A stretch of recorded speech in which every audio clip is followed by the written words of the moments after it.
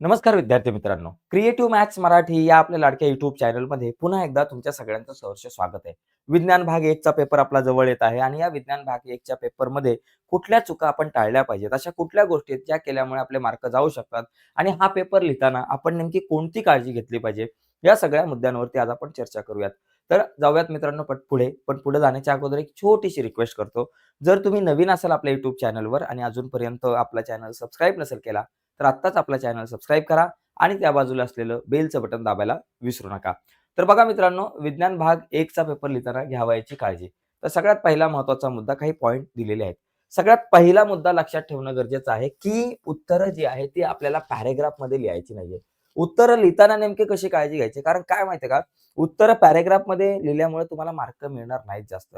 उत्तरं पॅराग्राफमध्ये लिहा. उदाहरणार्थ समजा एखाद्या प्रश्नाचं 2 मार्काचं उत्तर लिहिताय तुम्ही. एखाद्या प्रश्नाचं उत्तर लिहायचं आणि तो प्रश्न 2 मार्काला आहे. जर तुम्ही पॅराग्राफमध्ये लिहिलं तर 1 किंवा 1.5 मार्क मिळेल. परंतु तो 2 मार्काचा जो प्रश्न आहे, त्याचं उत्तर लिहिताना जर तुम्ही मुद्द्यांमध्ये लिहिलं, पहिला, दुसरा, तिसरा, चौथा अशा 4 मुद्द्यांमध्ये जर तुम्ही उत्तर लिहिलं, तर प्रत्येक मुद्द्याला अर्धा मार्क देता येऊ शकतो आणि 4 मुद्द्यांचे 2 मार्क होऊ शकतात. त्याच्यामुळं उत्तरं लिहिताना शक्यतो ती मुद्द्यांच्या आधारे लिहा आणि मुद्द्यांच्या आधारे लिहिताना सुद्धा त्या मुद्द्यामध्ये जिथं तुम्हाला एक महत्त्वाचा शब्द वाटेल, त्याच्या खाली एक अंडरलाईन करा. जसं की तुम्ही डोबेरायनरची त्रिके लिहितात. मग त्याच्यामध्ये पहिला मुद्दा तुम्ही लिहाल, की डोबेरायनरने समान रासायनिक गुणधर्म असलेल्या 3-3 मूलद्रव्यांचे गट पाडले. मग तिथं समान रासायनिक गुणधर्म जो आहे आणि समान रासायनिक गुणधर्म आहे, त्याच्या खाली तुम्ही रेष मारू शकताय. ओके. आणि याला त्याने आणि नंतर मग पुढचा मुद्दा आहे सगळा. म्हणजे जे महत्त्वाचे पॉइंट वाटतील, म्हणजे मुद्देसूद लिहा आणि जिथं शब्द महत्त्वाचे वाटतील तिथं अंडरलाईन करा.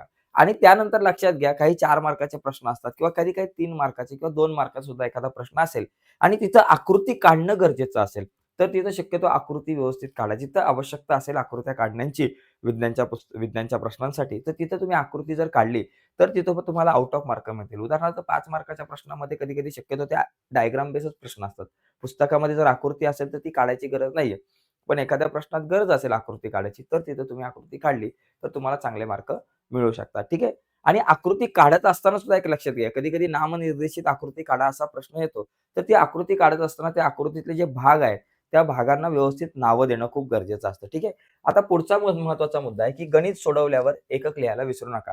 कारण गणित भाग 1 मध्ये आपल्याला गणितं असतात, शास्त्रीय गणितं असतात.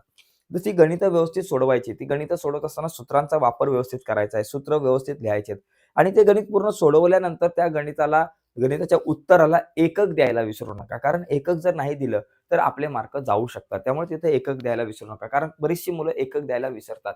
यानंतर आकृत्या पेनाने काढू नका. ज्या आकृत्या विज्ञानामध्ये असतात आपल्याला नामनिर्देशित आकृती काढा किंवा काही प्रश्नांमध्ये तुम्ही आकृत्या काढत असता, तर या आकृत्या शक्यतो पेन्सिलीने काढायचा प्रयत्न करा. पेनाने आकृत्या काढू नका. ओके. पुढचा मुद्दा आहे, शास्त्रीय कारणे लिहिताना शक्यतो आपल्या भाषेत लिहू नका. शास्त्रीय कारणं ज्यावेळेस आपण लिहितो, तुमच्या भाषेमध्ये तुम्ही लिहिताय बाबा मुद्दे, पण ती शास्त्रीय भाषा तिथं दिसली पाहिजे. शास्त्रीय भाषा, वैज्ञानिक भाषेमध्ये, कारण तिथं लिहिलंय की बाबा शास्त्रीय कारणे द्या. नुसतंच कारणे द्या असं नाही म्हटलं.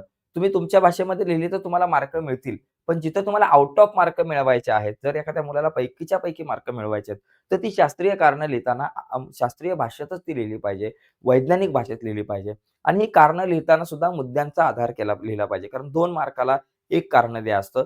मग तिथं तुम्ही जर 4 मुद्दे जर लिहिले, तर प्रत्येक बरोबर मुद्द्याला अर्धा मार्क आणि 4 मुद्द्यांना तुम्हाला 2 मार्क मिळतील. त्यामुळे शास्त्रीय कारणं लिहिताना ती शास्त्रीय भाषेत लिहा आणि त्याचबरोबर ती मुद्देसूद लिहिण्याचा प्रयत्न करा. यानंतर पुढचा प्रश्न आहे, की संपूर्ण प्रश्न लिहू नका. फक्त प्रश्नांचा क्रमांक द्या.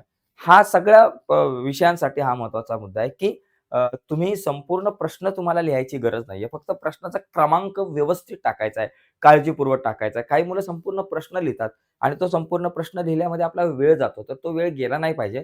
तर प्रश्नाचा फक्त क्रमांक टाकायचा, विषय संपला. आणि सगळ्यात महत्त्वाचा शेवटचा मुद्दा विज्ञानाच्या बाबतीमध्ये, उत्तरे मोठी लिहिण्यापेक्षा मुद्देसूद असावीत. विज्ञानमध्ये कसं असतं, काय लिहिलंय हे महत्त्वाचं नाही. सॉरी, किती लिहिलंय हे महत्त्वाचं नाही, तर काय लिहिलंय हे महत्त्वाचं आहे विज्ञानमध्ये. त्यामुळे खूप सारा फापट पसारा तुम्ही लिहिलाय, तर तुम्हाला खूप मार्क मिळतील. संपूर्ण पान भरून लिहिलंय, काहीतरी ठोकलेलं आहे आणि चांगले मार्क मिळतील अशातला भाग नाही. तुम्ही जे लिहिलंय ते मुद्देसूद व्यवस्थित लिहिलंय का? त्याच्यामध्ये सगळ्या गोष्टी आल्यात का? कमी जरी लिहिलं असलं, तरी त्यात सगळ्या गोष्टी जर आल्या असतील, तर तुम्हाला विज्ञानामध्ये नक्कीच चांगले मार्क मिळतील. ओके. आणि विज्ञानाचा अभ्यास करताना एक सगळ्यात महत्त्वाची टिप्स आहे. तुम्ही नुसतेच नोट्सवरती भर देऊ नका. विज्ञानातले बरेचसे प्रश्न असे असतात, की जे पुस्तकामधल्या आकृत्यांवर आधारित असतात. त्याच्यामुळे संपूर्ण पुस्तक एकदा बघा.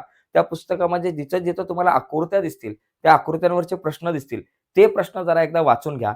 त्या प्रश्नांना जरा समजून घ्या. कारण आकृत्यांवर आधारित डायग्राम बेस्ड क्वेश्चन विज्ञानामध्ये जास्तीत जास्त येत राहतात. ठीक आहे मित्रांनो? तर आजच्या या चर्चेमध्ये इथेच थांबूयात आणि जर तुम्हाला विज्ञान भाग 1 आणि 2 च्या नोट्स हव्या असतील, तर या व्हिडिओच्या खाली डिस्क्रिप्शनमध्ये मी लिंक दिले.